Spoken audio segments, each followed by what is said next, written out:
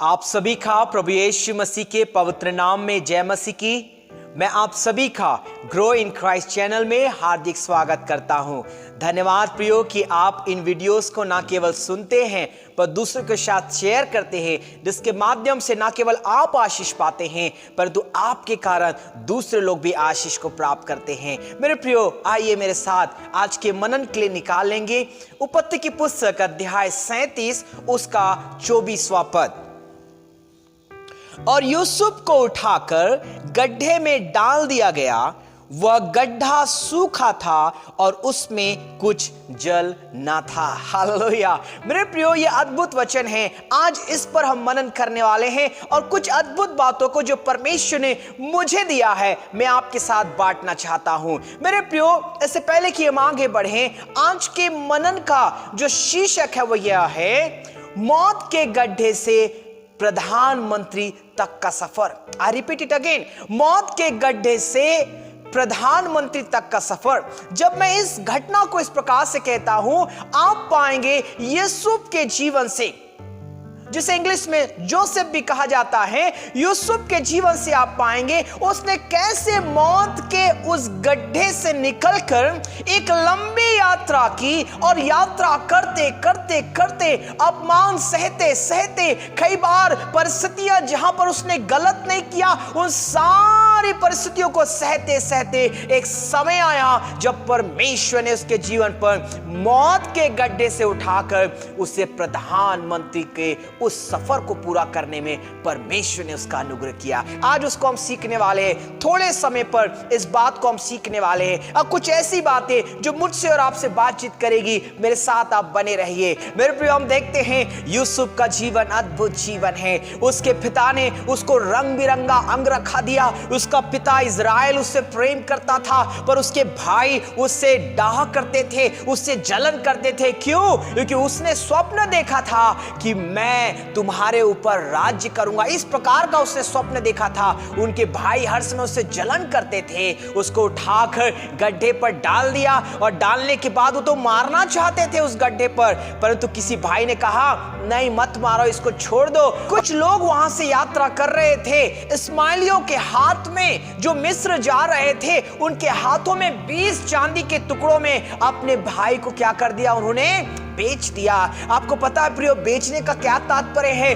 बेचने का तात्पर्य है अपने भाई को उठाकर गुलाम के रूप में दे देना। कितना दुखद बात है मेरे प्रियो, परंतु प्रभु का वचन कहता है वहां पे भी जब उसे बेच दिया गया और बाद में मिस्र में जब वो पहुंचा और मिस्र में पोतीफर नाम के एक व्यक्ति ने उसे एक दास के रूप में अपने घर पर लेकर आया। वचन पे लिखा है उस पोतीफर ने इस बात को जाना कि ये एक अच्छा पुरुष है, ये एक अच्छा प्रभु का भय मानने वाला है। उसे उस घर में क्या कर दिया?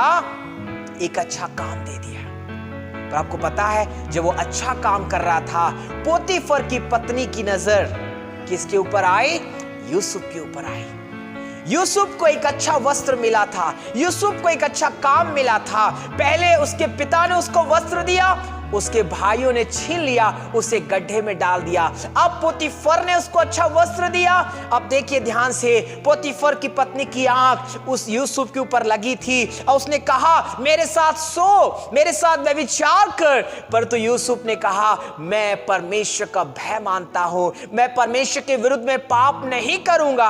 आपको पता है जब उसने भला काम करना चाहा तो उसकी पत्नी ने उसके कपड़े को छीन लिया। वचन पे लिखा वो वस्त्र छोड़कर भागा। उसकी पत्नी ने चिल्लाया और कहा ये जो कपड़ा मेरे पास है ये वही व्यक्ति है जो मुझसे व्यभिचार करना चाहता था। उसका पति वापस आया, वो बड़े क्रोध से भर गया। उसने उठाकर यूसुफ को कहां भेज दिया? जेल पर भेज दिया। देखिए प्रियो, पोतीफर ने भी एक अच्छा वस्त्र दिया, परंतु पोतीफर की पत्नी ने उस वस्त्र को ले लिया। Hallelujah, hallelujah. कितने दुख की परिस्थिति से होकर जा रहा था यूसुफ, पर उसने यहोवा को नहीं छोड़ा। और हम आगे बढ़ेंगे, देखेंगे वचन पे लिखा है कि वो जेल पर था। कहां था? जेल पर था। और जेल का जो दरोगा था उसने देखा ये अच्छा काम कर रहा है, फिर से उसको क्या मिला? एक जिम्मेदारी मिली। जब जिम्मेदारी उसके हाथ में आई, वो काम करने लगा। जेल में यूसुफ था, उसी दरमियान राजा के यहां से दो लोग आए। उन लोगों ने कुछ गड़बड़ किया और शक था राजा को, इन दोनों में से किसी एक ने किया। जब वे लोग वहां पर थे, उन्होंने अपने स्वप्नों को बताया। उन्होंने बताया हम ऐसा देख रहे हैं। उसने उन स्वप्नों के उत्तर को उन्हें बताया और जैसा बताया वैसे ही हुआ। पर जो बच गया, वचन पे लिखा है, जो बच गया उसने स्मरण नहीं किया। उसने यूसुफ को स्मरण नहीं किया, बाद में किया जब फिरौन को स्वप्न आया। हालेलुया। जो व्यक्ति बच गया उसको स्मरण नहीं आया कि मुझे यूसुफ को जेल से बाहर निकालना है। कई बार हम दूसरों के लिए बहुत अच्छा काम करते हैं, उसके बाद भी लोग हमें क्या करते हैं, छोड़ देते हैं, हमें स्मरण नहीं करते। यूसुफ के साथ भी ऐसे हुआ। वो जेल पर था, पर देखिए परमेश्वर हमको भूलता नहीं है। क्या हुआ, फिरौन जो राजा था उसको भी स्वप्न आया, उसका हल कोई नहीं बता पाया, उसका अर्थ कोई नहीं बता पाया। देखते हैं राजा ने उसको जेल से बाहर बुलाया और उसने बताया अपने स्वप्न को, और यूसुफ ने उस स्वप्न के अर्थ को बताया। राजा बहुत खुश हो गया और उसने कहा अब मैं चाहता हूं कि किसी एक अच्छे पुरुष को मैं एक अच्छा पद देना चाहता हूं। उसने कहा, राजा ने कहा इस पद को पाने के लिए तुझसे अच्छा मुझे कोई और नहीं दिखता। और वचन पे लिखा है उस दिन उसको क्या बना दिया जाता है, प्रधानमंत्री। मतलब सबके ऊपर तू रहेगा, केवल राजगद्दी को छोड़कर। बच्चों जब हम वचन को पढ़ते हैं तो हम पाते हैं उत्पत्ति की पुस्तक अध्याय 41 उसका 40वां पद, इस कारण तू मेरे घर का अधिकारी होगा और तेरी आज्ञा के अनुसार मेरी सारी प्रजा चलेगी। केवल राजगद्दी के विषय में मैं तुझसे बड़ा ठहरूंगा। हालेलुया। राजा कहता है कि मुझे तू ही सच्चा पुरुष दिखता है, तू ही मुझे सही लगता है। राजगद्दी को छोड़कर सब में अगर कोई बड़ा काम करने वाला है, बड़ा निर्णय लेने वाला है, राज करने वाला है, प्रधानमंत्री का कोई रोल अदा करेगा तो यूसुफ आप रहेंगे। Hallelujah, hallelujah. मेरे प्रियो, इतने देर से इस बात को हम सीख रहे हैं। अब यहाँ पे प्रश्न उठता है, आखिर क्या बात थी कि परमेश्वर ने उसको गड्ढे से उठाते हुए, जेल में लाते हुए, अपमान के साथ उस जेल में से भी बाहर निकालकर उसे प्रधानमंत्री परमेश्वर ने बना दिया। आपको पता है इसके पीछे क्या राज है? इसके पीछे एक ही राज है। वचन पे लिखा है, बारंबार लिखा है, यहोवा यूसुफ के संग संग रहा।